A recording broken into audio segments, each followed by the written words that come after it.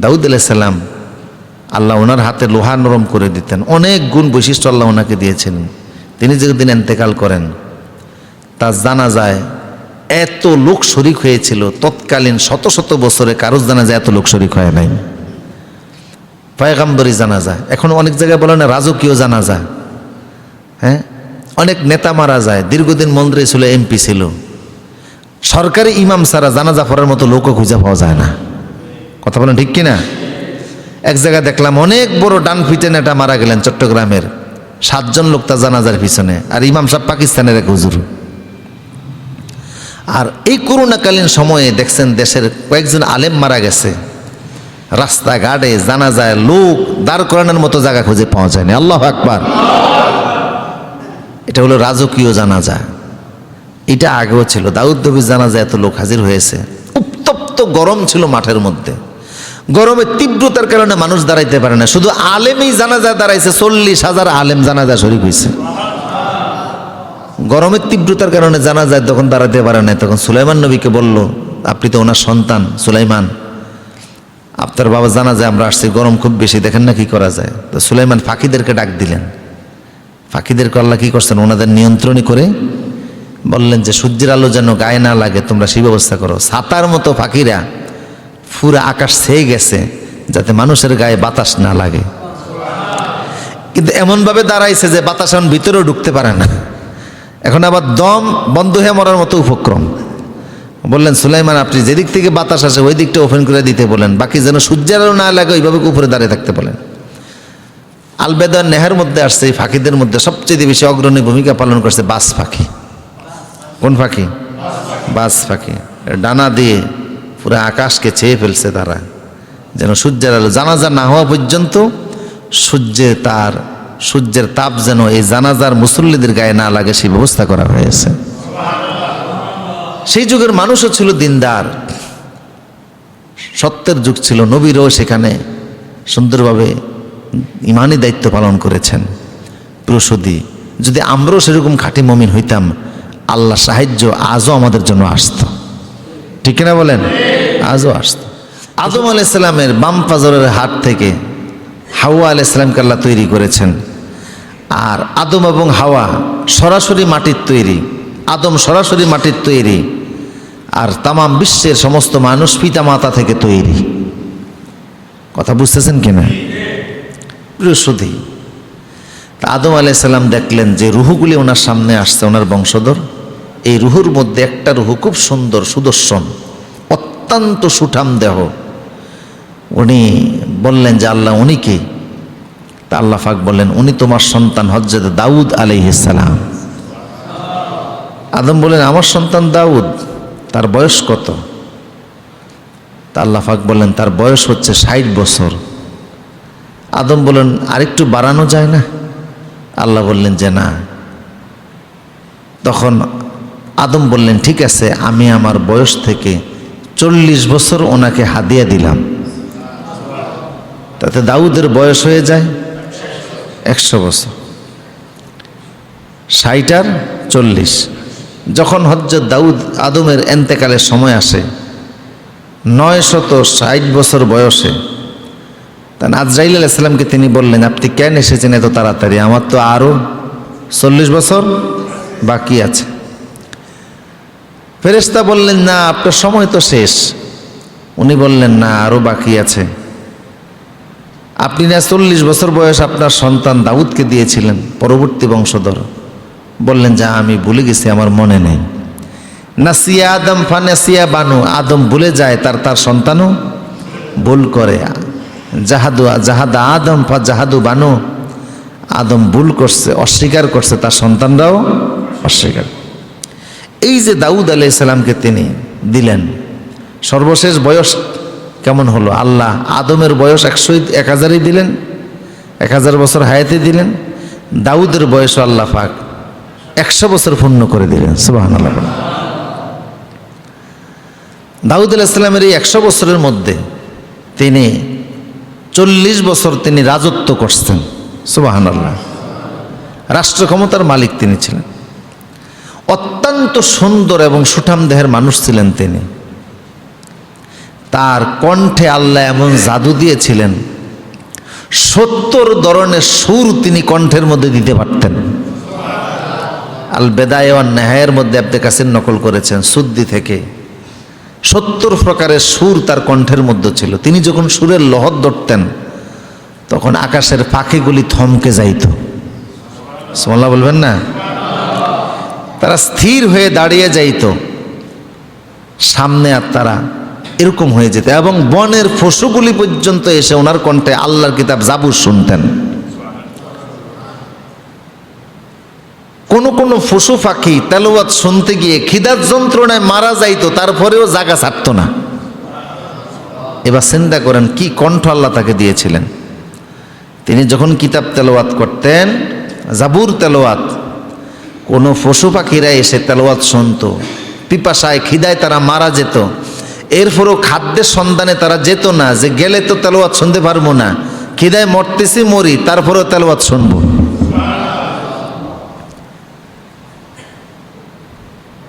এই ধরনের কণ্ঠ আল্লাহ ওনাকে দিয়েছিলেন। এবং হাদিস শরীফের মধ্যে এসেছে কিয়ামতের ময়দানে সাইয়েদনা ইবনে আব্বাস বলছেন, হযরত দাউদ আলাইহিস সালাম আল্লাহ পাকের আরশ আল্লাহর স্তম্ভকে ধরে দাঁড়িয়ে থাকবেন। আল্লাহ পাক বলবেন, হে দাউদ। দাউদ আলাইহিস সালাম বলবেন, লাব্বাইক ওয়া সাদাইক। সুবহানাল্লাহ। আল্লাহ আমি হাজির। আল্লাহ বলবেন, ও দাউদ, ওয়া ইন্না লাহু ইনদানা লাযুলফা ওয়া উসতুমাব। দাউদ রে, তোমারে আমি যে সুন্দর কণ্ঠ দিয়েছিলাম, সুরের লহরে দিয়েছিলাম, 70 ধরনের কণ্ঠর পরিবর্তন করে যাব তেলাওয়াত করতে। আজকে জান্নাতবাসীদেরকে তোমার সেই কণ্ঠে আমার কিতাব তেলাওয়াত করে শুনিয়ে দাও। দাউদ আলাইহিস সালাম তখন তেলাওয়াত করবেন, উনার তেলাওয়াত শুনে জান্নাতবাসীরা পর্যন্ত মুগ্ধ হয়ে যাবে। কি শুনতেছি! সুবহানাল্লাহ। রাসূল সাল্লাল্লাহু আলাইহি ওয়াসাল্লাম বলতেন যে আমার সাহাবীদের মধ্যে একজন সাহাবী আছে আবু মুসা আশারী, যাকে দাউদ আলাইহিস সালামের কণ্ঠে যে বরকত ছিল তার কিছুটা দেওয়া হয়েছে। সুবহানাল্লাহ। আবু মুসা আশারীর কণ্ঠ খুব সুন্দর ছিল। হযরত দাউদ সারা বছরের মধ্যে 6 মাস তিনি রোজা রাখতেন। কয় মাস? একদিন রোজা রাখতেন, আরেকদিন তিনি রোজা ভাঙতেন। একদিন রোজা রাখতেন, আরেকদিন তিনি রোজা, এইভাবে করে ওনার রোজা ছিল কয় মাস? আর ওনার ছেলে হযরত সুলাইমান আলাইহিস সালামের রোজা ছিল, তিনি প্রত্যেক আরবি মাসের প্রথম 3 দিন, মাঝখানের 3 দিন এবং শেষের 3 দিন তিনি রোজা রাখতেন। তাইলে প্রতি মাসে তিনি রোজা রাখতেন কয় দিন? প্রায় 9 দিন। মাসের প্রথম 3 দিন, মাঝের 3 দিন আর শেষের 3 দিন। আর হযরত ঈসা আলাইহিস সালাম, ওনার কোনো বাড়িঘর ছিল না, থাকার কোনো জায়গা জমিন ছিল না, উনি সব সময় রোজা রাখতেন। উনি সারা বছর রোজা রাখতেন। ঈসা আলাইহিস সালাম সারা বছর রোজা রাখতেন। বাড়িঘর ছিল না, স্ত্রী ছিল না, সন্তান ওনার ছিল না। মরিয়ম তনয়, মরিয়ম আলাইহিস সালামের সন্তান, নাম কি? ঈসা আলাইহিস সালাম। উনি সারা বছর রোজা রাখতেন। পানি খাওয়ার জন্য একটা পেয়ালা শুধু ওনার সাথে ছিল, বাড়িঘর কিছুই ছিল না, থাকার কোনো জায়গাও ছিল না। যেখানে যেতেন রাত হয়ে যাইত সেখানে তিনি শুয়ে পড়তেন। খাবার যা পাইতেন হালাল খাদ্য তাই খাইতেন।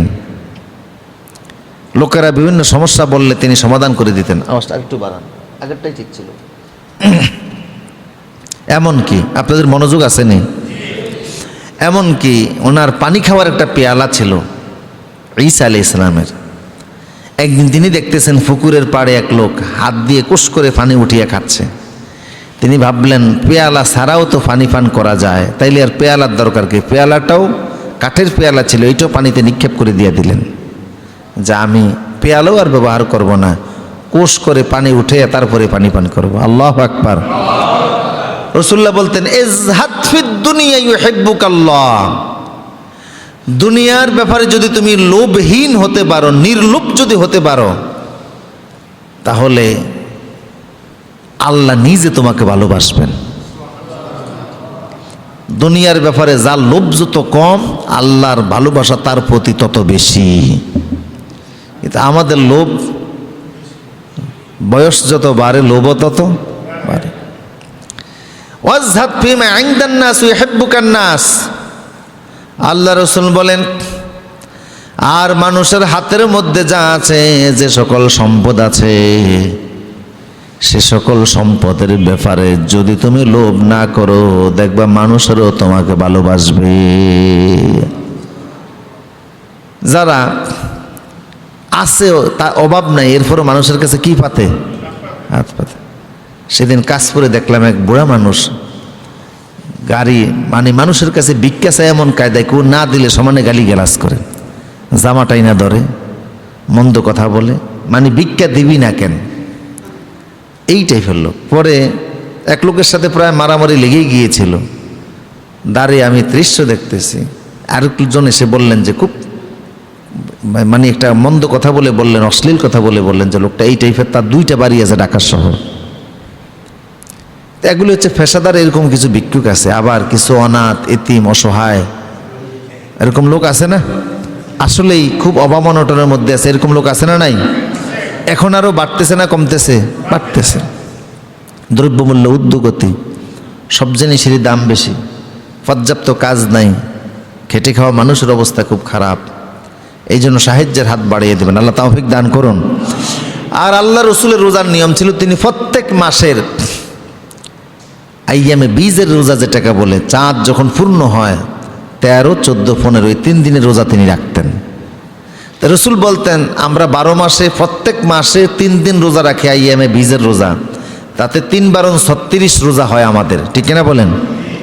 রসুল বললেন, এই প্রত্যেক মাসে 3 দিন যারা রোজা রাখবে, বছরে হবে 36 দিন, তারা যেন সারা বছর রোজা রাখলো। দাউদ আলাইহিস সালামের কথা বলছিলাম, তো তিনি বছরের মধ্যে কয় মাস রোজা রাখতেন? আল্লাহ ওনাকে এমন রাজত্ব দান করছিলেন, ইহুদিদের বনি ইসরাইলীদের এমন এক পর্যায়ে তিনি আসছিলেন, যে সময় বনি ইসরাইল যা মিথ্যা শপথ, মিথ্যা কথা, ওরা তো এমনিতেই ধোঁকাবাজ, প্রতারক, বক্র চরিত্রের মানুষ, তখন এদের মিথ্যা ধোঁকাবাজি প্রতারণা আরো বেশি গুণে ছিল। এখন এত ধোঁকাবাজদের, মিথ্যাবাদীদের তিনি বিচার করবেন কেমনে? তিনি রাষ্ট্র ক্ষমতার মালিক, বিশাল বড় রাষ্ট্র ওনার। তা আল্লাহ পাক বললেন, দাউদ তোমার বিচারটাকে আমি আল্লাহ সহজ করে দিলাম। আকাশ থেকে আল্লাহ একটা শিকল পাঠাতেন, স্মরণের শিকল। আল বেদায়া ওয়ান নেহায়ার মধ্যে আসছে, ইবনে কাসির নকল করেছেন। বাইতুল মুকাদ্দাস মসজিদ যেখানে, সেখানে মসজিদের পাশেই সাখরা নামক একটা জায়গা আছে। রসুল পাক সাল্লাল্লাহু আলাইহি ওয়াসাল্লাম মেরাজে যাওয়ার সময় বাইতুল মুকাদ্দাসের ঠিক যেই জায়গাটার ভিতরে নিজের মেরাজের রাতের যেই বাহন ছিল বোরাক, ওই বোরাকের তিনি যেখানে বেঁধে রাখছিলেন, সেই জায়গাটা একটা লোহার আংটার মতো, ওটার মধ্যে জিব্রাইল আঙ্গুল ঢুকিয়ে ওইটাকে গালায়া ছিদ্র করে রসুল্লাহর বোরাকটাকে বেঁধে রাখা হয়েছিল। সুবহানাল্লাহ পড়েন। এই বাদাকালীন সময় আল্লাহ রসুল সমস্ত নবী আলাইহিস সালামদেরকে সাথে নিয়ে বাইতুল মুকাদ্দাসে 2 রাকাত নামাজ আদায় করেছিলেন, ঠিক কিনা বলেন?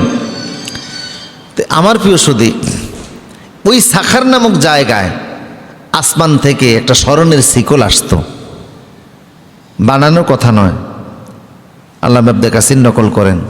কি আসতো? স্মরণের শিকল। বুঝেন তো আপনারা?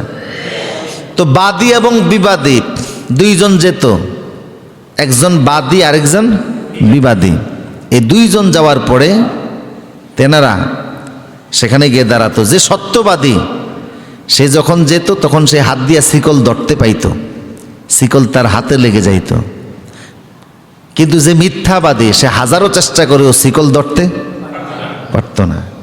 তখন প্রমাণিত হইতো কে সত্যবাদী আর কে আল বাইয়িনা। আর আমাদের জন্য এই ব্যবস্থা আল্লাহ রাখেন নাই। শিকল যদি আল্লাহ আসমান থেকে পাঠিয়ে রাখতেন আমাদের জন্য, তো এখন তো মানুষের সংখ্যা বেশি, শিকল রাখতো আরও বেশি, ঠিক কিনা বলেন? ডিস্ট্রিক্টে ডিস্ট্রিক্টে শিকল লাগতো, তাও স্মরণের শিকল। এটা নিয়ে ভাঙ্গিয়া চুরিয়া নিয়ে বাড়িতে ঢুকাইতো, চুরি করিয়া কে বলে আল্লাহ ভালো জানে। তো সেই সময় এই স্মরণের শিকল আসতো তাদের জন্য, বিচারের জন্য। আমাদের জন্য আল্লাহ রসুল বললেন আল বাইয়্যানাতু আলাল মুদ্দাঈ ওয়াল ইয়ামিনু আলা মান আনকারা, যিনি বাদী তিনি তার সপক্ষে প্রমাণ দিবেন যে এই জিনিসটা আমার, আমি এই ব্যাপারে বাদী, আমার এই হচ্ছে সাক্ষী। আর যিনি বিবাদী তিনি শপথ করবেন, আল্লাহর নামে শপথ করে তিনি অস্বীকার করবেন যে এগুলি আমি নেই বা এর সাথে আমার কোনো সম্পর্ক নাই। এখন ওই শিকল আসমানে উঠে গেল কেন? উঠে গেছে তাও এই বনি ইসরাইলদের প্রতারণার কারণে। দীর্ঘদিন যাবৎ বিচারের মীমাংসার জন্য আসমান থেকে শিকল চলে আসতো, প্রার্থনা করলেই চলে আসতো। মামলা তো হয় দুইজনের মধ্যেই, বাদী এবং বিবাদী। যিনি সত্যবাদী, এই দুইজনের একজন তো সত্যবাদী, আরেকজন তো মিথ্যাবাদী, ঠিক কিনা বলেন? দুইজন যখন মামলা দায়ের করে, দুজন সত্যবাদী না একজন? একজন সত্যবাদী, আরেকজন। এই যিনি সত্যবাদী তিনি যখন যেতেন তখন তিনি হাত দিয়ে শিকল ধরতে পারতেন, শিকল তার হাতের কাছে চলে আসতো। আর যিনি মিথ্যাবাদী শিকল তার কাছে আসতো না, তিনি ধরতেও পারতেন না। এতে প্রমাণ হয়ে যাইতো এই লোকটা মিথ্যাবাদী।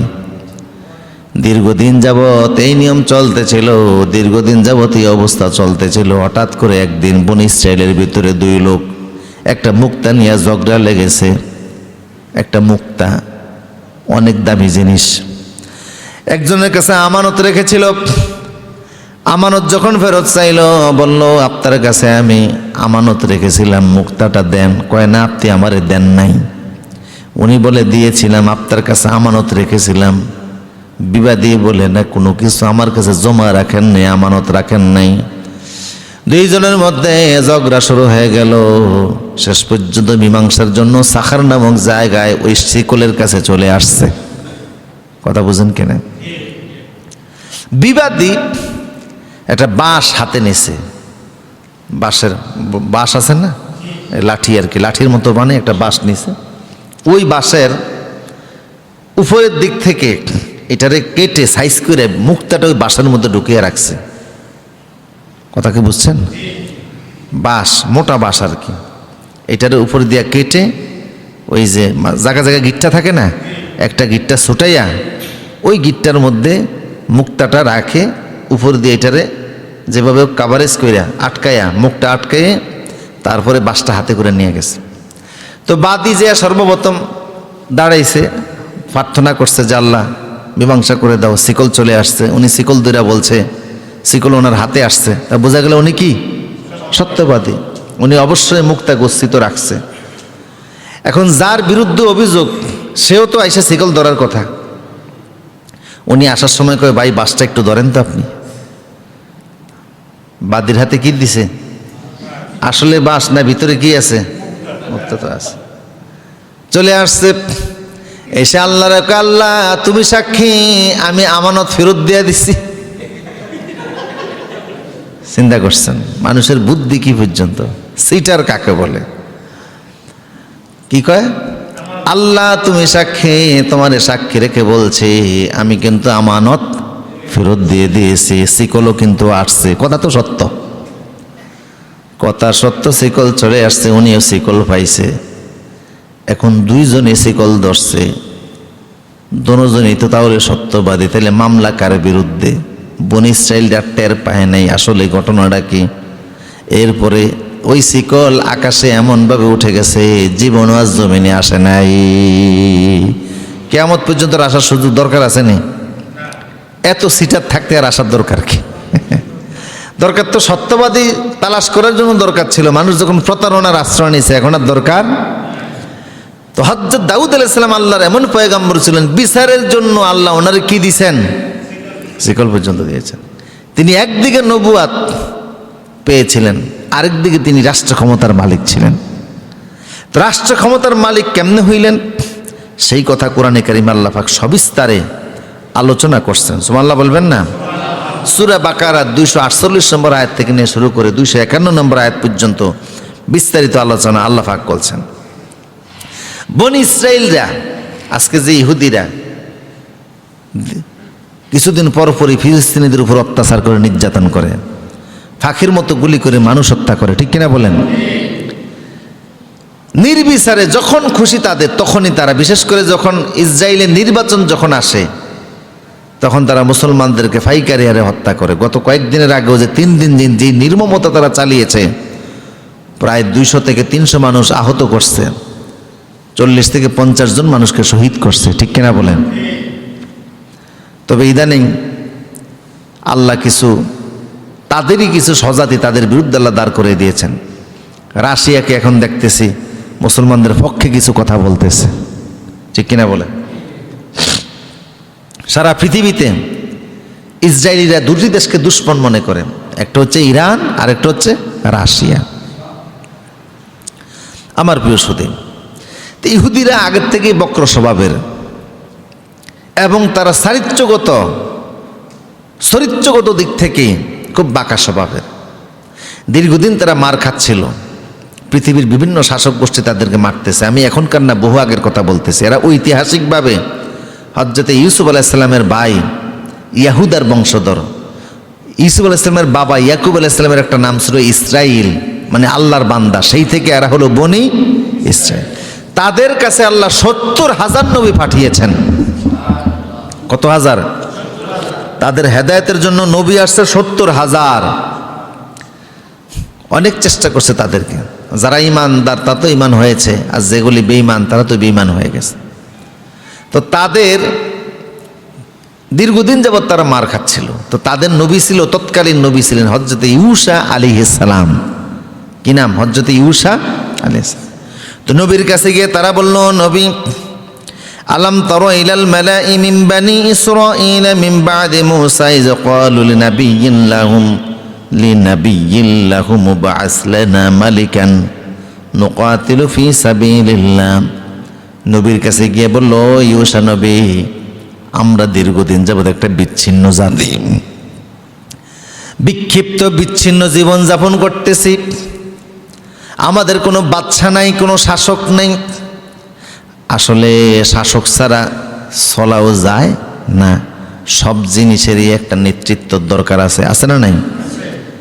তবে নেতৃত্ব যদি সৎ হয় তাহলে কোনো অসুবিধা নেই, আর নেতৃত্ব যদি অসৎ হয় তাহলে সমস্যা সব জায়গায় আছে। রাজার দরকার আছে, বাদশার দরকার আছে আমাদেরকে পরিচালনার জন্য। আপনি যেহেতু নবী, আমরা আপনার উম্মত, এক কাজ করেন, আমাদের জন্য একজন বাদশা বানিয়ে দেন, একজন বাদশা নির্বাচন করে দেন। নির্বাচন ভোট লাগবে না, সিলেকশন আপনি করে দেন, ইলেকশনের দরকার নাই। বুঝতেছেন কথা? কি করে দেন? ইলেকশন না, সিলেকশন। কি করে দেন? সিলেকশন করে একজন বাদশা আপনি আমাদেরকে বানিয়ে দেন, যে বাদশার নিয়ন্ত্রণে অধীনে আমরা আমাদের জীবন চলবো, তার অধীনে আমরা যুদ্ধ করবো বিভিন্ন জাতির সাথে, যাতে আমাদের অস্তিত্ব টিকে থাকে। কথা বুঝতেছেন কিনা? প্রিয় সুধী, তো ইউসা আলাইহিস সালাম বললেন, ঠিক আছে। ওয়াকালা হাল আসাইতুম ইন কুতিবা আলাইকুমুল কিতালু আল্লা তুকাতিলু। যখন বাদশা নির্বাচন করবো, আর বাদশাই যদি তোমাদেরকে নিয়ে যুদ্ধের মাধ্যমে তোমাদের দেশ অঞ্চল হেফাজত করতে চায়, তোমরা থাকবা তো, জেহাদ করবা তো? কি বলেন আমরা জেহাদ করব না? অবশ্যই বাদশা যে হুকুম করে আমরা সেই হুকুমই মেনে নেব। আমার প্রিয় সুদীপ, তো হযরতে ইউসা আলাইহিস সালাম বললেন, শোনো, আমি তো নবী মানুষ, আমি আল্লাহর হুকুম ছাড়া কিছু করি না, কিছু বলি না। আল্লাহ তোমাদের জন্য ক্বালা লাহুম নাবিয়্যুহুম ইন্নাল্লাহা ক্বাদ বা'আসা লাকুম তালুতা মালিকান। পয়গম্বর বললেন, আল্লাহ তোমাদের জন্য একজন বাদশা বানাইছে, ওই বাদশার নাম হলো হযরতে তালুত। সুবহানাল্লাহ। তালুত নামক এক লোকের আল্লাহ তোমাদের জন্য কি বানাইছে? বাদশা। তোমরা না বাদশা চাইছো সিলেকশনে, তা আল্লাহ তোমাদের জন্য বাদশা নির্বাচন করে দিয়েছেন। নাম কি? তালুত আলাইহিস সালাম। তালুত কি নাম? তালুত। তালুত নামক একজন বাদশা তোমাদেরকে দিয়েছে। ওরা কয়, আল্লাহ বাদশা দিছে আর লোক খুঁজে পাইলেন না? আল্লাহ নাউজুবিল্লাহ বলেন। এতক্ষণ বলছে যে আল্লাহ যেটা দিব আমরা ওইটাই মানবো, আর এখন কয় কি বলে যে আল্লাহর লোক খুঁজা পায় না, ওরে দিছে। ক্বালু আন্না ইয়াকুনু লাহুল মুলকু আলাইনা ওয়া নাহনু আহাক্কু বিল মুলকি মিনহু ওয়া লাম ইউতা সাআতাম মিনাল মাল। কয় যে এমন এক লোকের আল্লাহ আমাদের বাদশা বানাইছে, ওই লোক তো ধন সম্পদ আমাদের চাইতে বেশি না, গরিব মানুষ। আর বংশকুলীয় তো আমরা তার চাইতে আরও বেশি, অনেক উচ্চমানের বংশধর। তা আল্লাহ আমাদের উপরে তালুতে রেখেন বাচ্চা বানাইলো। কথা বুঝতেছেন কি না? দরকার ছিল আল্লাহ যেটা করছে আল্লাহর পছন্দ ওইটারই মেনে নেওয়া। কারণ তোমাদের দৃষ্টিতে তোমরা অনেক যোগ্য হতে পারো, আল্লাহর দৃষ্টিতে তো যোগ্য নাও হতে পারে। তবে রাসূলুল্লাহ বলছেন কিয়ামতের অন্যতম একটা আলামত হবে অযোগ্যরা চেয়ারের মধ্যে বসে যাওয়া। যেই যে চেয়ারের যোগ্য না সে চেয়ারের মধ্যে বসবে। কথা বুঝেন কি না? ইজা উস্তিদাল আমরু ফি গায়রি ফান্তাজিরুস সাআ, যে যে চেয়ারের যোগ্য না সেই চেয়ারের মধ্যে বসে যাবে, সেই চেয়ারের মধ্যে সে বসবে, নেতৃত্ব দেবে, ইউনিয়ন পরিষদ পরিচালনা করবে, মেম্বারগিরি করবে। আর এখন ফাঁসে আছে ৩-৪ জন মহিলা মেম্বার, বুট বাদাম খাওয়ান আর গল্প গুজব করার সময় কিন্তু ভালোই কাটে। কথা কোন ঠিক কিনা? পুরুষের পাশে কি আছে? মহিলা মেম্বারও আছে, সময় কিন্তু ভালোই কাটে, গল্প গুজবে কাটে। এই যে মহিলা মেম্বারগুলি গেছে কোন গ্রামে কোন এলাকায় কি উপকার করে আমি জানি না, আল্লাহই ভালো জানে। এদের দ্বারা গ্রামের কি উপকার হয়, কি হেল্প হয়, কি খেদমতটা তারা করে, জাতির কি সেবাটা তারা করে। চেয়ারম্যানদের পাশে বসে গল্প করা ছাড়া আর কোনো কাজ আছে বলে আমার জানা নাই, আমি তো দেখি নাই। আমার প্রিয় সুদীপ, যে যেই চেয়ারের যোগ্য না সেই চেয়ারের মধ্যে বসবে, যেই জায়গার যোগ্য না সেই জায়গার ভিতরে বসবে। অযোগ্যরা সমাজের নেতৃত্ব নিয়ে নেবে, ফলে কিয়ামত অতি কাছাকাছি সময় চলে আসবে। সেই অবস্থা এখন হয়েছে কি হয় নাই? সমাজে যেই জাতীয় মানুষ লিড দেওয়ার কথা তারা আস্তে আস্তে পিছনে চলে যাচ্ছে। যাদের পেশি শক্তি বেশি, সন্ত্রাসী শক্তি বেশি, ওরা এখন নেতৃত্বের মধ্যে আছে। ঠিক কিনা বলেন? টাকার শক্তি, পেশি শক্তি, ঠিক কিনা বলেন? ওদের সামনে অনেক সময় মানুষ সত্য কথাও বলতে পারে না। কি মুসিবতের সময় চলে আসছে, রসুলের কথা হুবহুব মিলে যাচ্ছে, একটা কথাও বাদ দেওয়ার কোনো সুযোগ নাই।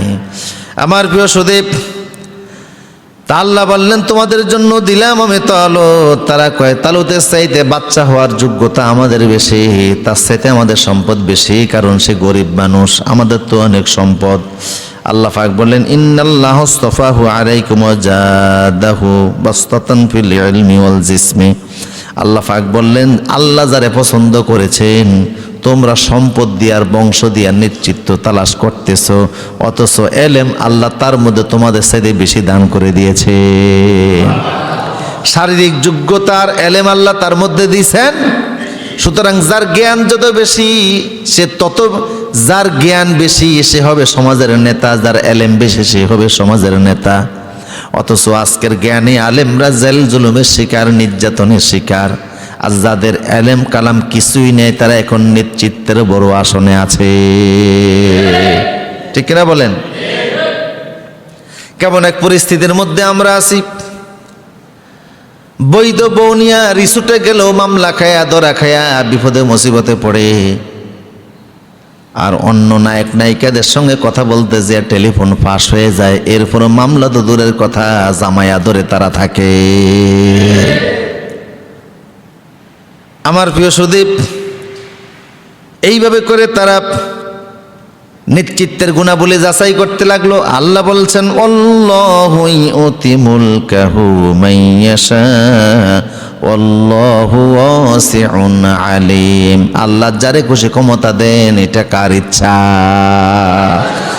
যারে খুশি আল্লাহ ক্ষমতা দেন। আল্লাহু ইউতি মুলকাহু মাইয়াশা, যাকে ইচ্ছা আল্লাহ তাকে ক্ষমতা দেন, যার থেকে ইচ্ছা আল্লাহ তার থেকে ক্ষমতা ছিনিয়ে নেন। সুতরাং আল্লাহ যেহেতু সিলেক্ট করে দিয়েছেন তোমাদের এটাই মানা উচিত ছিল।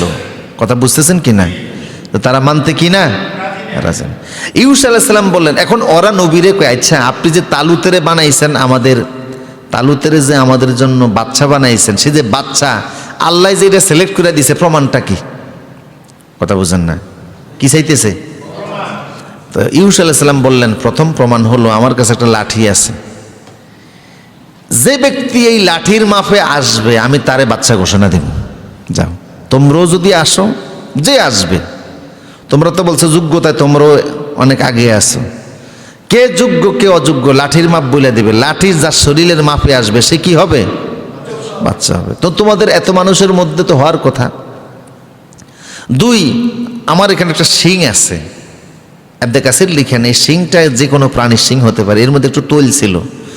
বললেন যার শরীর আমার লাঠির মাপে বরাবর আসবে, আসার সাথে সাথে আমার এই শিংয়ের ভিতর থেকে তৈল উতলিয়ে উঠবে, প্রমাণ হয়ে যাবে সেই কি বাচ্চা হবে। এই হচ্ছে প্রমাণ। দেখো তোমরাও পরীক্ষা দাও। আগে তো ছিল সিলেকশন, এখন ইলেকশন শুরু হয়ে গেছে। এটাও তো একটা ইলেকশন পদ্ধতি। লাঠির মাপে আসো, এটা কি রাতের ইলেকশন না দিনের ইলেকশন? আচ্ছা, যাই হোক, তো লাঠি ধরে রাখলেন তিনি, সবাই আসতেছে মাপে মাপে আসতেছে। দেখা গেল যে একজনও লাঠির সাইজে টিকে নাই, পুরা বনি ইসরাইলের একজনও লাঠি বরাবর আসে নাই, একমাত্র তালুত ছাড়া। এবং যখনই তালুত লাঠির মাপে আসছে, বরাবর আসছে, ওই সিংহের ভিতর থেকে তৈল উতলে উঠতেছে। সুবহানাল্লাহ বলেন। ইউসা বললেন এই তৈল কি আমি উতলাইছি? তা নিজে নিজে উতলিয়ে উঠছে। আমি বলছি এটা তার প্রমাণ। আর লাঠি তো লাঠি আমি ধরেই রাখছি, তোমাদের কারো সাইজে আসলো না, একমাত্র কার সাইজে আসছে? তালুতের সাইজে আসছে। বোঝা গেল সে তোমাদের বাচ্চা। ওরা এখনো মানতে পারে না। কথা বুঝতেছেন কি না? এখনো মানতে, কি জাতি এরা?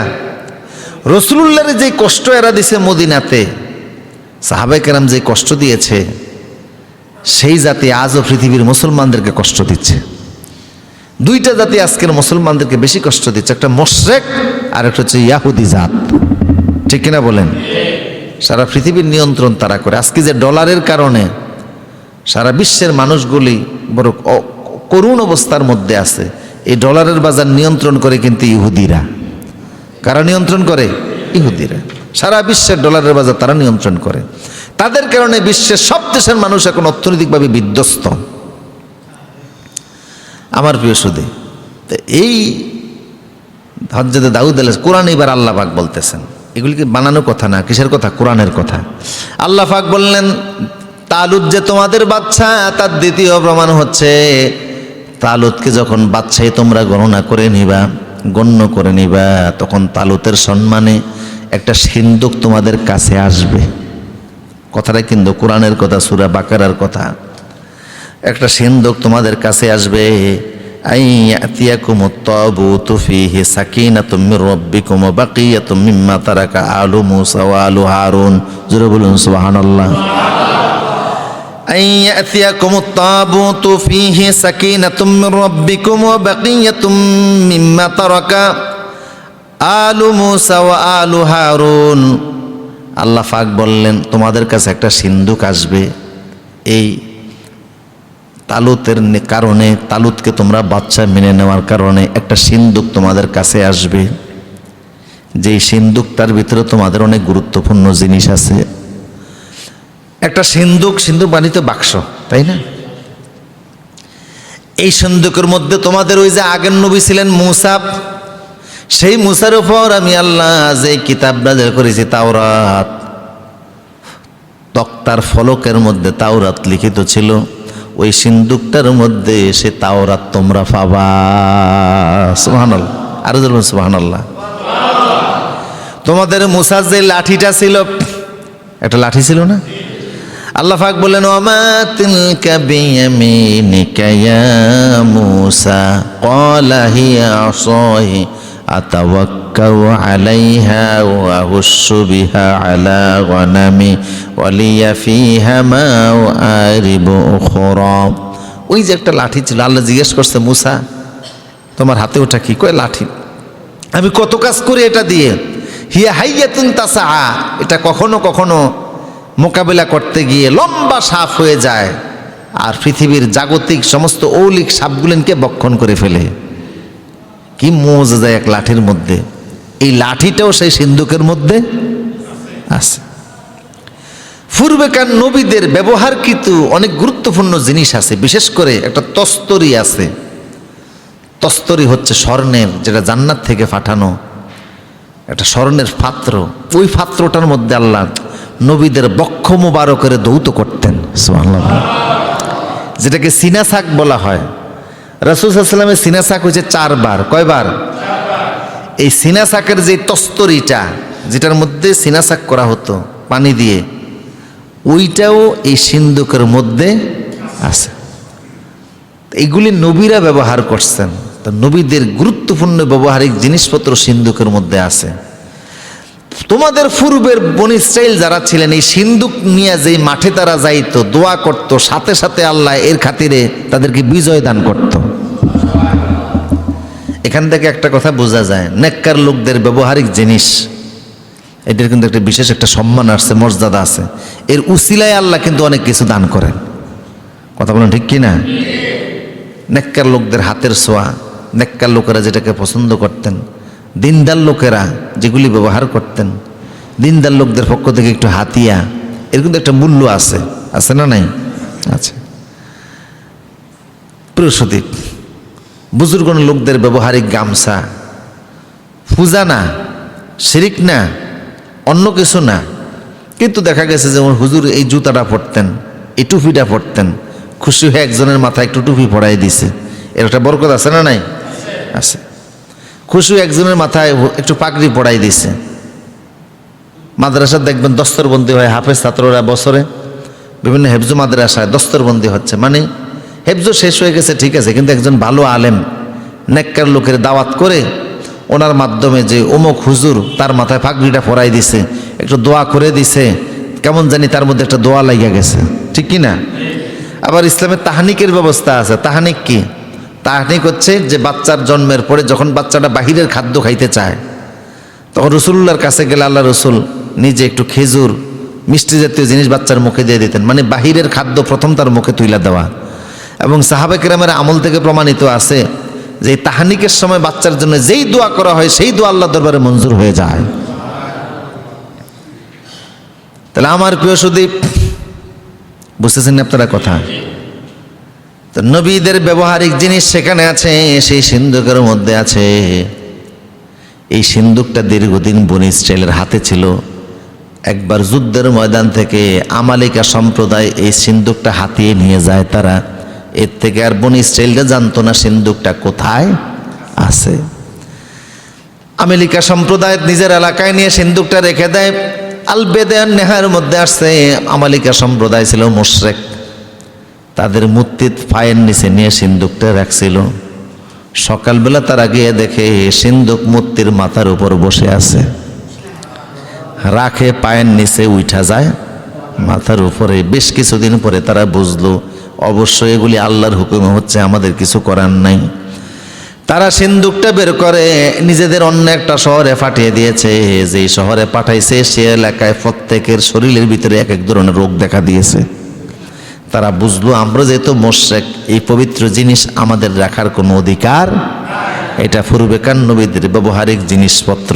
কাজে নবীরা যেমন দামি, নবীদের ব্যবহারিক জিনিসপত্র দামি। হযরতে মুসা নবী 3 ফল পছন্দ করতেন, তাই আল্লাহ কোরআনে কসম খাইলেন 3। সুবহানাল্লাহ। ঈসা নবী জাইতুন পছন্দ করতেন, তাই আল্লাহ কসম করলেন জাইতুন। আবার মক্কা নগরে রাসূলুল্লাহ জন্ম নিয়েছে, তাই আল্লাহ মক্কার কসম করছে কিনা? বোঝা গেল নবীদের ব্যবহারিক জিনিসপত্র সব জিনিসের মধ্যে একটা বরকত আছে না নাই? হযরত আদম আলাইহিস সালাম জান্নাত থেকে 3 গাছের পাতা দিয়ে লজ্জাস্থান ডেকে দুনিয়াতে আসছেন। কোন গাছের পাতা? 3 গাছের পাতা দিয়ে লজ্জাস্থান ডেকে তিনি দুনিয়াতে এসেছেন। যখন তিনি দুনিয়াতে আসলেন, পৃথিবীর প্রাণীদের মধ্যে সর্বপ্রথম হরিণ গেছে নবীকে রিসিপশন দিতে, ইস্তেকবাল জানাইতে। আর তো কোনো মানুষ নাই এখন পৃথিবীতে। প্রথম মানব, পৃথিবীর প্রথম রাসূল, প্রথম নবী তিনি আসছেন, রিসিপশন দেওয়ার দরকার আছে না? স্বাগত জানানো যাইবে কারা? মানুষ তো আর নাই। তো প্রাণীদের মধ্যে প্রথম গেছে কারা? হরিণ। আর যাতে আদম আলাইহিস সালাম জিজ্ঞেস করলেন তোমরা কেন আসছো? হরিণরা বলে যে আমরা আপনার সাথে সৌজন্য সাক্ষাৎ করতে আসছি, আপনাদের পৃথিবীতে অভিনন্দন স্বাগত জানাতে আমরা আসছি। মোস্ট ওয়েলকাম আপনাকে। এতদিন আমরা একা ছিলাম, এখন আপনি সহকারে থাকতে পারবো। আপনাকে, আপনার প্রাণীরা, আমরা প্রাণীরা মানুষের অনুগত থাকার জন্য আল্লাহ আমাদেরকে নির্দেশ দিয়েছেন। সুবহানাল্লাহ। সমস্ত মাখলুক আল্লাহ মানুষের প্রয়োজনে সৃষ্টি করছেন। আদম আলাইহিস সালাম খুশি হলেন, নিজের শরীর থেকে যে পাতা দিয়ে শরীর রেখে আসতেন, 3 গাছের পাতা, ওই 3 পাতা হরিণদের মুখে একটু একটু করে দিলেন। মেহমানদারি করতেছেন। এদের তো রুটি গোস্ত চাটা খাওয়াইলে তারা এরা খাইতে পারবো না, না? চা বিস্কুট টিস্কুট খাওয়াইলে তারা এরা খাইতে পারবে না। কি খাওয়াইছেন? ওরা যেটা খাইতে চায়, ওই শরীরের মধ্যে তো পাতা জড়ানো, তো একটু একটু করে পাতা তিনি ছেড়ে হরিণদের মুখে দিলেন। ওনার হাত থেকে হরিণরা 3 গাছের পাতা নিয়ে যখন খাইছে, এদের প্রত্যেকের পেটের মধ্যে আল্লাহ মৃগনাভি কস্তুরী দান করে দিয়েছেন। তা নবীর হাতের পাতা খাইলেও পেটে কি হয়ে যায়? মৃগনাভি হয়ে যায়। এটা একটা বরকত আছে, তাসিত্ব আছে। সুবহানাল্লাহ। নবীর হাতের খাইছে। তো ওরা যখন জঙ্গলে চলে গেছে, সারা শরীর থেকে ঘ্রাণ ছড়িয়ে পড়তেছে। অন্য অন্য প্রাণীরা জিজ্ঞেস করে, কিরে তোদের শরীরে এত ঘ্রাণ কেন, এত সুগন্ধি কেন? কয় আমাদের শরীরে এত সুগন্ধি, এত ঘ্রাণ, নবীর হাতে আমরা 3 গাছের পাতা খাইছি। নবীকে দেখতে গিয়েছিলাম, সৌজন্য সাক্ষাৎ করেছিলাম, ইস্তেকবাল জানাতে গিয়েছিলাম। নবী খুশি হয়ে আমাদের মুখে 3 গাছের পাতা দিয়ে দিয়েছেন। সেই জন্য আমাদের মুখ থেকে, শরীর থেকে ঘ্রাণ বের হচ্ছে। পেটের মধ্যে মৃগনাভি কস্তুরী আল্লাহ দিয়ে দিয়েছেন। সুবহানাল্লাহ। এখন অন্য অন্য হরিণরা বলে তাহলে আমরাও যাব। ওনারাও আসছে। নবী বললেন কেন আসছো? কয় আগের যে মৃগনাভি বের হয়েছে আমাদের একটু বের করে দেন। নবী বললেন না, আগের লোক যারা আসছিল তাদের নিয়ত ভালো ছিল, তোমাদের নিয়ত ভালো না। নিয়তের মধ্যে কি আছে? ওরা আসছে সৌজন্য সাক্ষাৎ করতে, তাই আমি পাতা দিয়েছে, তাদের পেটে মৃগনাভি হয়েছে। তোমরা সৌজন্য সাক্ষাৎ করতে আসো নাই, গ্রানের জন্য আসছো, কাজে তোমাদের হবে না। ইন্নামাল আমালু বিন্নিয়াত ওয়া ইন্নামা লিকুল্লি ইমরিইন মা নাওয়া ফামান কানাত হিজরাতুহু ইলা দুনিয়া ইউসিবুহা আও ইলা ইমরাতি ইয়ানকিহুহা ফাহিজরাতুহু ইলা মা হাজারা ইলাইহি। জোরে জোরে বলুন সুবহানাল্লাহ। আমার প্রিয় সুদীপ, তো নবীদের হাতের একটা বরকত আছে না নাই? সিন্ধুকের মধ্যে তাওরাত আছে, তস্তরি আছে। এই যে তস্তরের মধ্যে নবীদের বক্ষ দৌত করা হতো। লাঠি আছে। ওই সিন্ধুকটা যে এলাকায় মোশরিকরা নেয়, সে এলাকার ভিতরে বিপদ দেখা দেয়, তখন আমালিকা সম্প্রদায় বুঝলো এটা আমাদের এলাকায় রাখার আর কোনো সুযোগ নাই। এগুলি যদিও গল্প, কিন্তু কোরআন হাদিস থেকে রিলেটেড, বাজে মন্তব্য করার কোনো সুযোগ নাই। এগুলি সমস্ত কথাগুলি আল বেদায়ান নেহায়ের মধ্যে আসছে। সহিহ সনদে ইবনে কাসির বর্ণনা করছেন। কথা বুঝতেছেন কিনা আমার প্রিয় সুদীপ? তো সিন্ধুক শেষ পর্যন্ত আমালিকা সম্প্রদায় 2টা গাভীর উপরে সিন্ধুকটা বেঁধে বনে ইসরায়েলের এলাকার দিকে হাঁকিয়ে দিয়েছে। 2টা গাভীর উপরে সিন্ধুকটা বেঁধে বনে ইসরায়েলের এলাকার দিকে হাঁকিয়ে দিয়েছে গাভী 2টাকে। আল্লাহ পাক কোরআনে বলছেন তাহমিলুহুল মালাইকা। বাহ্যিক দৃষ্টিতে দেখা গেছে গাভী 2টি সিন্ধুক হাঁকে আনতেছে, আসলে গাভী না, আমি আল্লাহর পক্ষ থেকে ফেরেশতা। ওই যে ইউসা নবী ওদেরকে ওহির মাধ্যমে বলছে তালুত তোমাদের বাদশা। এর অন্যতম প্রমাণ হলো তালুতের বাচ্চা হিসেবে মেনে নিলে তোমাদের সেই হারানো সিন্ধুক আল্লাহ তোমাদের কাছে পাঠিয়ে দিবে। কথা বুঝতেছেন কিনা? এখন আল্লাহ কি আনতেছেন? সিন্ধুক পাঠাচ্ছেন, আসতেছে না? সিন্ধুক যখন আসছে, ওরা সিন্ধুক খুলে দেখে নবী যা বলছে হুবাহুব তাই আছে। ওরা প্রমাণ পাইল, তাইলে নবীর কথা মিথ্যা না। আসলে তালুত আমাদের জন্য কি? বাদশা। তালুত আমাদের কি? বাদশা না মানে আর কোনো উপায় আছে? কয়টা প্রমাণ পাইছে? প্রমাণ পাইছে না তারা? একদিকে লাঠির মাপে আসছে, দ্বিতীয়ত সিংহের তেল উঠলে উঠছে, তৃতীয়ত নবী বলছে তালুতের বাদশা মানলে তোমাদের সেই হারানো সিন্ধুক আসবে, যে সিন্ধুক নিয়ে যুদ্ধের ময়দানে গেলে অবশ্যই আল্লাহ কি দান করেন? বিজয় দান করেন সিন্ধুকের সম্মানে। সুবহানাল্লাহ বলেন সুবহানাল্লাহ। আমার প্রিয় সুধী, এখন সেই সিন্ধুকটা আছে কোথায়? এই একটা ঐতিহাসিক প্রশ্ন। ঈসা আলাইহিস সালাম যখন পৃথিবীতে আসবেন, সারা পৃথিবী তিনি বিজয় করবেন। বর্তমানে জর্দানের জিহুন নদীর নিচে ওই সিন্ধুকটা আছে। কারো কারো বর্ণনা, বিভিন্ন ধরনের বর্ণনা, কিছু আছে কথিত বর্ণনা, কিছু আছে বিশুদ্ধ বর্ণনা। তো সিন্দুকটা কোথায় আছে সেটা কনফার্ম না, কারো কারো মতে জর্দানের জিহুন নদীর নিচে আছে। তবে ঈসা আলাইহিস সালাম পৃথিবীতে আসলে নিশ্চিত ওই সিন্দুক ওনার হাতের কাছে চলে আসবে, তখন তিনি সারা পৃথিবীতে আবার বিজয় দান করবেন। সুবহানাল্লাহ বলবেন না? আমার প্রিয় সুধী, মনোযোগ আসেনি আপনাদের? আচ্ছা, এখন ওরা এখন মেনে নিছে, আচ্ছা ঠিক আছে তালুত আমাদের বাদশা। তো তালুত বলল, আমার যেহেতু তোমরা বাদশা মেনে নিয়েছো, এখন আমাদের প্রথম যুদ্ধ হচ্ছে জালুতের সাথে। জালুত জালিম, ফাসেক, কাফের, মুশরিক, বনী ইসরাইলদের চির দুশ্মন।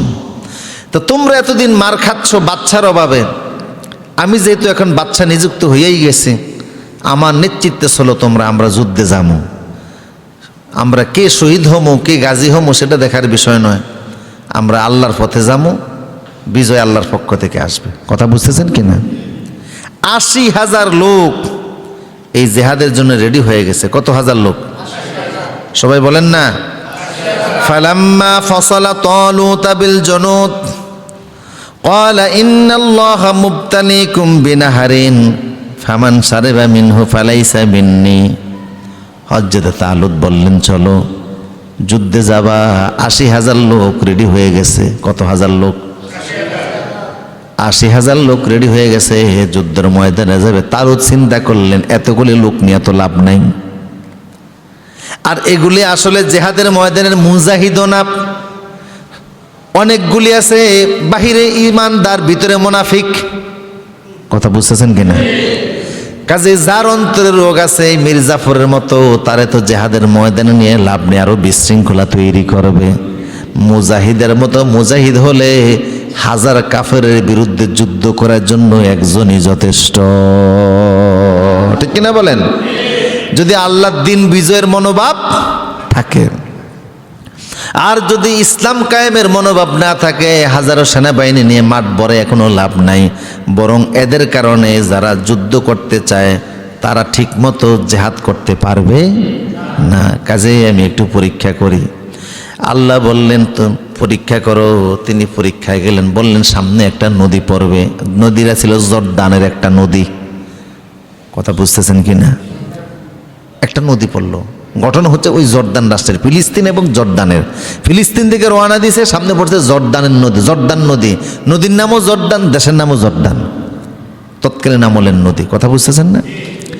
তো দীর্ঘদিন তারা সফরে হাঁটার কারণে খুব ক্লান্ত শ্রান্ত। নবী বললেন আমরা এই যে এখন পায়ে হেঁটে নদীটা পার হচ্ছে, খবরদার এখান থেকে কেউ ফানি ফান করবা না। যে ফানি ফান করবা সে আর আমাদের সাথে থাকতে পারবে না। কথাকে বুঝতেছেন কি না? এটা একটা পরীক্ষা। পিপাসা যাই লাগুক, নদী পার হলে ওই পারে পানি আছে, কিন্তু নদীর তলে পানি পান করা যাবে না। যে করবা সে আর আমাদের সাথে যুদ্ধের ময়দানে যাইতে পারবে না, তুমি যাই হও না কেন। ৮০,০০০ লোক নিয়ে তিনি রওনা শুরু করলেন। ৩১৩ জন ব্যতীত সবাই পানি খেয়ে ফেলছে। পরীক্ষায় পাস করছে না ফেল করছে? আল্লাহরও ইচ্ছা না এত মানুষের পাস করানোর। বদরের মুসলমানদের সংখ্যা ছিল যা, তালুতের সাথে এই যুদ্ধের ময়দানে তার সংখ্যাও টিকলো তা। সুবহানাল্লাহ পড়েন। বদরের প্রান্তরে মুসলমানদের সংখ্যা ছিল কত? ৩১৩ জন। কাফের ছিল ১,০০০। ঠিক কিনা বলেন? ওদের ঘোড়া ছিল ২০০, ছিল অশ্বারোহী তারা। ওদের ঢাল তলোয়ারের কোনো অভাব ছিল না। আর মুসলমানদের সংখ্যা ছিল মাত্র ৩১৩ জন। ওই তালুতেরও ৮০,০০০ বাহিনীর মধ্যে নদীর পানি পান কইরা অযোগ্য হিসাবে প্রমাণ হয়েছে সবগুলি, মাত্র টিকছে কতজন? এই ৩১৩ জনের মধ্যে একজন সৈনিক ছিল হযরত দাউদ আলাইহিস সালাম। তিনি তখন যুবক মানুষ, ইয়াং মানুষ। তালুত বলছিল যে আমরা জালুতের বিরুদ্ধে জেহাদের ময়দানে যাচ্ছি। আপনাদেরকে সব বুঝতেছেন নি কথা? ওই তালুত জালুত আবার ফেস লাগায়েন না। তালুত হচ্ছে ইমানদার, নবী কর্তৃক নির্বাচিত বাচ্চা, আর জালুত হচ্ছে কি? জালিম। তার বিরুদ্ধে জেহাদ। তো তালুত যখন বাহিনী নিয়ে যাচ্ছে যুদ্ধের ময়দানে, ৮০,০০০-এর মধ্যে টিকছে কতজন? এর মধ্যে দাউদও একজন টিকছে। দাউদকে সুলাইমান নবীর বাবা। তিনি তখন ইয়াং যুবক মানুষ, তিনি ভাবলেন জেহাদে যেহেতু এরা যাচ্ছে আমি একটু সাথে যাই। তালুত জেহাদে যাওয়ার আগে ঘোষণা দিছে, শোনো আমার একটা মাত্র মেয়ে, আর কোনো সন্তান নাই। আজকে জেহাদের ময়দানে জালুতের যে হত্যা করতে পারবে আমি আমার কন্যাটা তার কাছে বিয়ে দিয়ে দেব। টিকছো মাত্র 313 জন, যে জালুতের হত্যা করতে পারবা আমার মেয়েটা আমি তার কাছে বিয়ে দেব, বিনিময়ে আমি তার রাষ্ট্রের অংশীদার বানাবো, আর আমার মৃত্যুর পরে সে পুরা দেশের মালিক হয়ে যাবে, বাচ্চা হয়ে যাবে। দেখেন আল্লাহ কাউরে কোনো নেয়ামত দিবেন তারও কি আছে, একটা পদ্ধতি আছে, আগের থেকে আল্লাহ সব ব্যবস্থা করে রাখেন। কথা বুঝতেছেন কি না? আল্লাহর একটা নকশা আছে না, একটা পরিকল্পনা আছে না। তো যুবক সুদর্শন সুঠাম দেহের অধিকারী দাউদ রওনা শুরু করছে। আল বেদায়ান নেহায়ার মধ্যে আসছে, তাফসিরের কিতাবে পাওয়া যায়, কিছু দূর যখন দাউদ চলে গেল একটা পাথর ওনাকে ডাক দিয়ে বলে, দাউদ রে আমি একটা পাথর, আমারে তুমি উঠে তোমার ব্যাগের মধ্যে নিয়ে নাও, আমারে কাজে লাগবে। আমি একটা পাথর অপেক্ষায় আছি তোমার মতো পবিত্র লোকের সঙ্গে যেতে যুদ্ধের ময়দানে। তুমি আমাকে নিয়ে জেহাদের ময়দানে যদি জালুতের গায়ে নিক্ষেপ করো, আমি কিন্তু জালুতের মাথাকে চূর্ণ বিচূর্ণ করে দিব। কে ডাইকে বলতেছে? পাথর।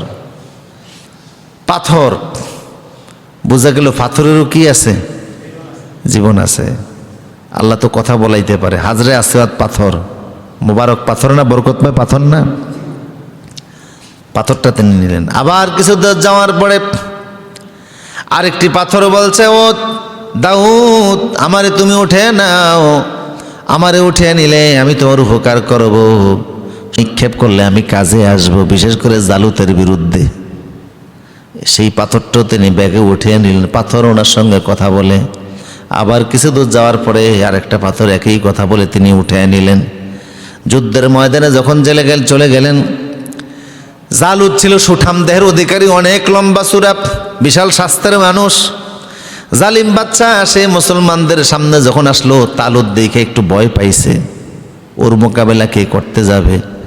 এমন সময় মুসলমানদের ভিতর থেকে হযরত দাউদ সামনে গেলেন, যে বলেন, জালুত তোমার বিরুদ্ধে মোকাবেলার জন্য আমি নিজেই যথেষ্ট। জালুত বলল, এ দাউদ তোমার মতো ছোট্ট বাচ্চার সাথে আমি যুদ্ধ করতে চাই না, তুমি চলে যাও, তোমার সাথে যুদ্ধ করে আমি ঘৃণা বোধ করি। হযরত দাউদ বললেন, তোমার মতো জালিমের হত্যা করে আমি সওয়াবের কাজ মনে করি।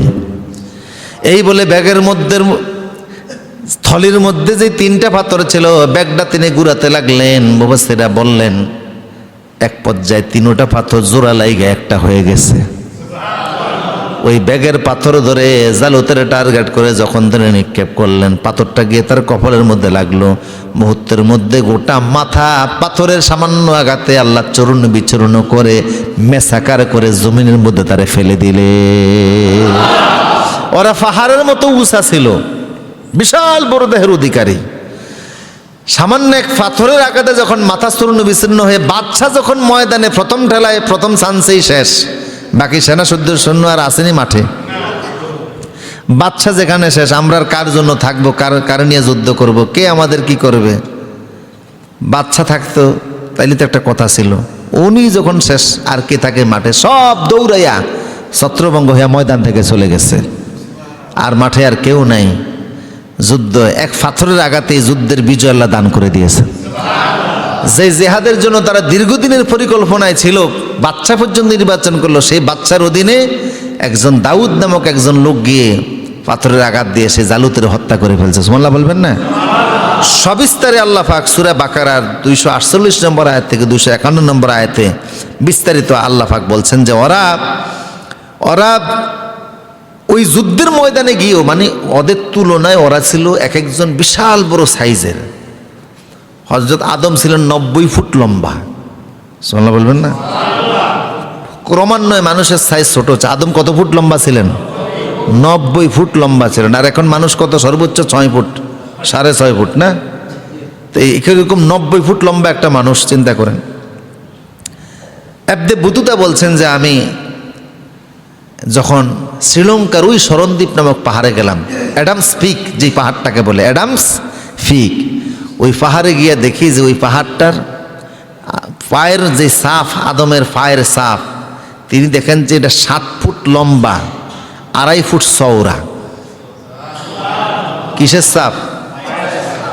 তাইলে যদি যেই লোকটার পা লম্বা হয় 7 ফুট পায়ের পাতাটা, আর 2.5 ফুট হয় প্রস্থে, এই লোক মিনিমাম 90 ফুট বা তার বেশি লম্বা হইতে পারে। এটা আদম ছাড়া আর কেউ না।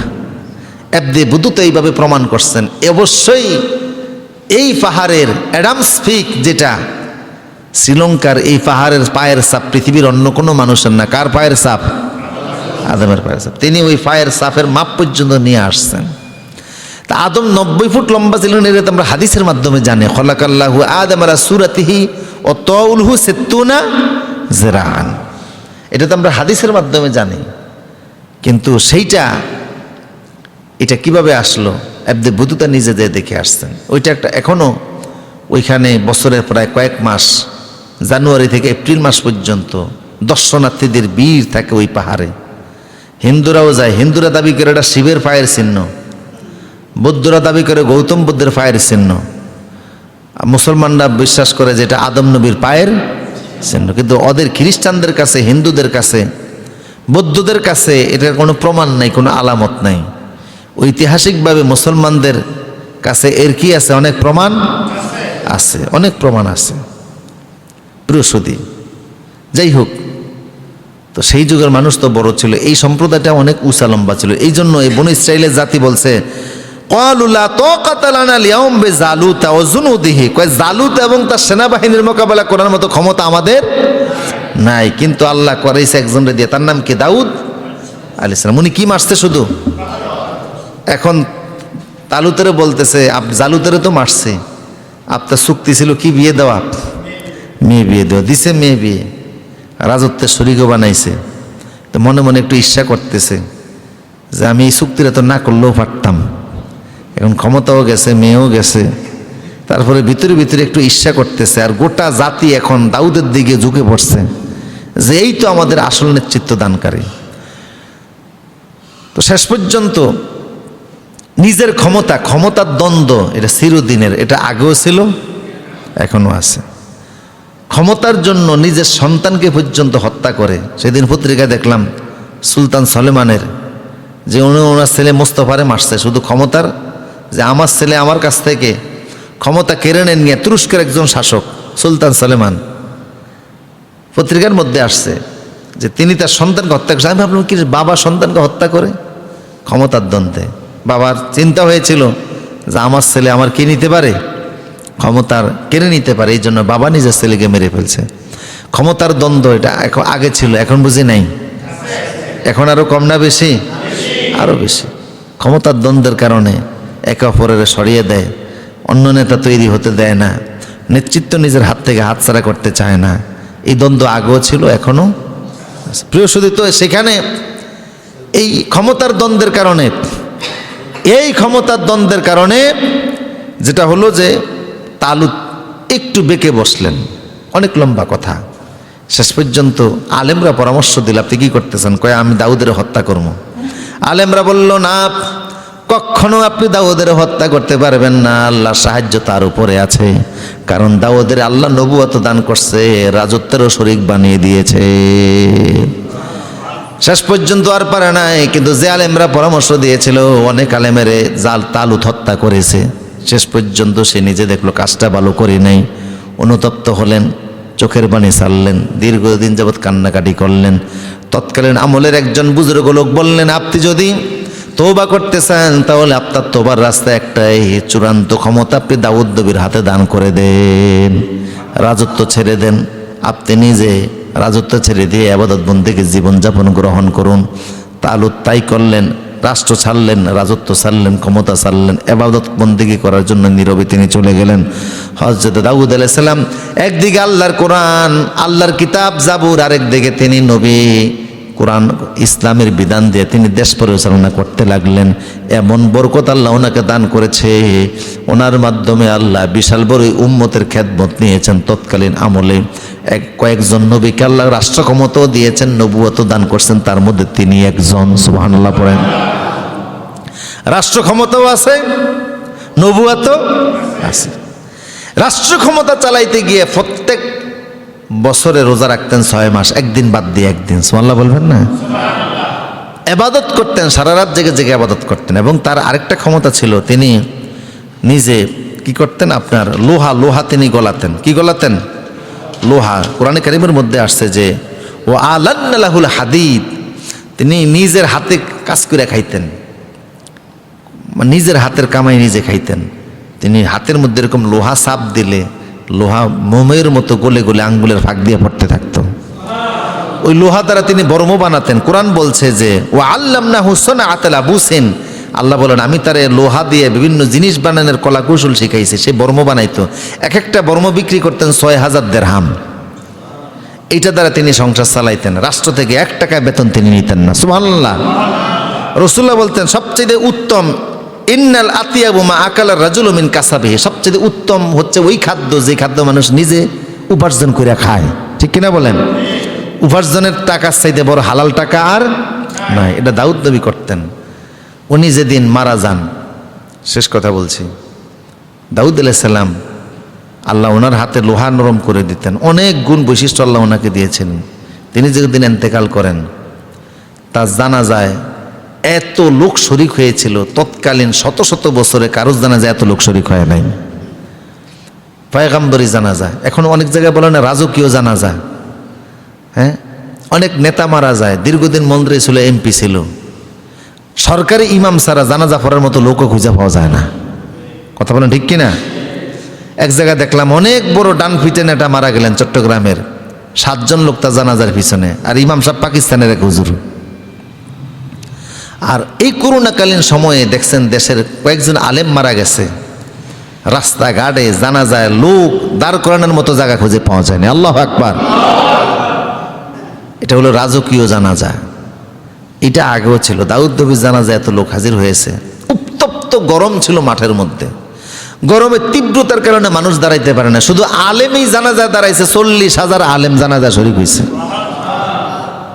গরমের তীব্রতার কারণে জানাজায় তখন দাঁড়াতে পারে না। তখন সুলাইমান নবীকে বলল, আপনি তো ওনার সন্তান সুলাইমান, আপনার বাবা জানাজায় আমরা আসছি, গরম খুব বেশি, দেখেন না কি করা যায়। তো সুলাইমান ফাঁকিদেরকে ডাক দিলেন। ফাঁকিদেরকে আল্লাহ কি করছেন, ওনাদের নিয়ন্ত্রণই করে বললেন যে সূর্যের আলো যেন গায়ে না লাগে, তোমরা সেই ব্যবস্থা করো। ছাতার মতো ফাঁকিরা পুরা আকাশ ছেয়ে গেছে যাতে মানুষের গায়ে বাতাস না লাগে।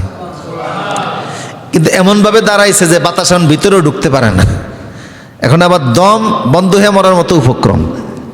বললেন সুলাইমান, আপনি যেদিক থেকে বাতাস আসে ওই দিকটা ওপেন করে দিতে বলেন, বাকি যেন সূর্যের আলো না লাগে ওইভাবে উপরে দাঁড়িয়ে থাকতে বলেন।